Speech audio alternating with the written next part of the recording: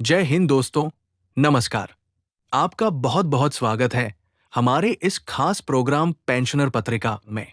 मैं हूं आपका साथी और आज हम उन बड़े बदलावों पर बात करेंगे जो करोड़ों केंद्रीय कर्मचारियों और हमारे सम्मानित पेंशन भोगियों के भविष्य को तय करने वाले हैं।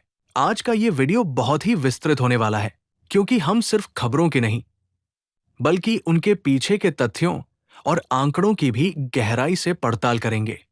हम बात करेंगे महंगाई भत्ते की घोषणा में हो रही अभूतपूर्व देरी के बारे में।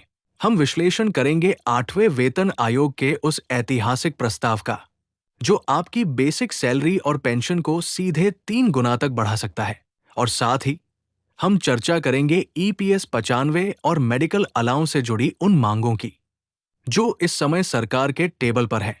अगर आप एक रिटायर्ड कर्मचारी हैं या अपनी सर्विस के आखिरी वर्षों में हैं, तो आज की ये जानकारी आपके लिए बहुत कीमती होने वाली है। सबसे पहले बात करते हैं उस खबर की जिसका इंतजार हर महीने की एक तारीख से शुरू हो जाता है, यानी महंगाई भत्ता। आज 17 अप्रैल 2026 हो चुकी है और इतिहास में ऐसा पहली बार हुआ है कि जनवरी से देय डीए की घोषणा में इतनी लंबी देरी हुई है। आमतौर पर मार्च के आखिरी हफ्ते तक कैबिनेट की मंजूरी मिल जाती है, लेकिन इस बार मामला कुछ अलग नजर आ रहा है। विशेषज्ञों का मानना है कि सरकार इस समय 8वें वेतन आयोग के गठन और नए वेतन ढांचे के तालमेल को देख रही है। वर्तमान में आप सभी को 58% की दर से भुगतान मिल रहा है। एआईसीपीआई के ताजा आंकड़ों के अनुसार इस बार कम से कम 2% की बढ़ोतरी निश्चित है, जिससे आपका डीए और डीआर 60% हो जाएगा। देरी से घबराने की जरूरत नहीं है क्योंकि आपको जनवरी, फरवरी और मार्च का पूरा एरियर एक साथ दिया जाएगा।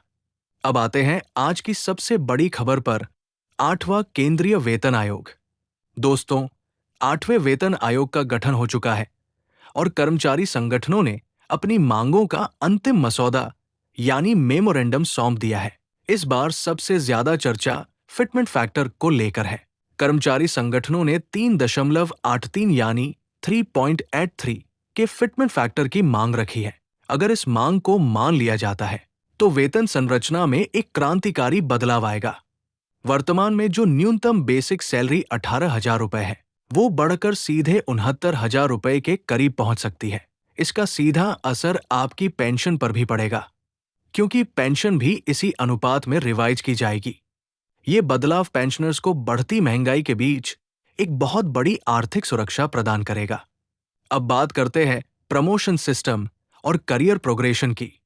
इस बार ये मांग भी मजबूती से रखी गई है कि कर्मचारियों को 30 वर्षों की सेवा में कम से कम 5 प्रमोशन मिले और हर प्रमोशन के समय 2 वेतन वृद्धि का लाभ दिया जाए।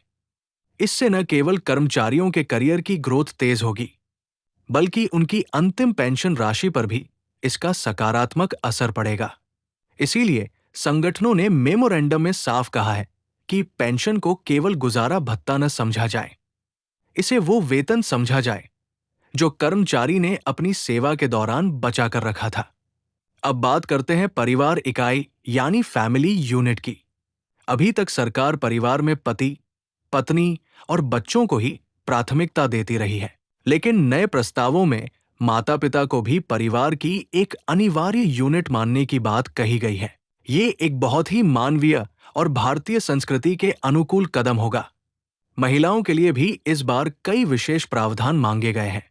अब एक नजर डालते हैं आने वाले दिनों की रणनीति पर। कर्मचारी संगठन और जेसीएम लगातार सरकार के संपर्क में है। दोस्तों, पेंशनर पत्रिका का उद्देश्य आप तक केवल सूचना पहुंचाना नहीं है। हम चाहते हैं कि आप अपने अधिकारों के प्रति जागरूक बने। यदि आपको कोई जानकारी समझ न आए तो हमें कमेंट में जरूर लिखें। हम कोशिश करेंगे कि अगले वीडियो में आपके सवालों के जवाब दे सकें। अंत में याद दिला दें कि 21 अप्रैल 2026 को आयोजित होने वाली पेंशन अदालत आपके लिए एक बड़ा अवसर है। यदि आपकी पेंशन, ग्रेच्युटी या कम्यूटेशन से जुड़ी कोई भी फाइल दबी हुई है तो सीधे वहां संपर्क करें। उम्मीद है कि आज का ये विस्तृत अपडेट आपके लिए जानकारीपूर्ण रहा होगा। सटीक और प्रामाणिक खबरों के लिए देखते रहिए पेंशनर पत्रिका। वीडियो को लाइक करें और इसे अपने अन्य साथियों के साथ शेयर करना न भूलें। जय हिंद, जय भारत।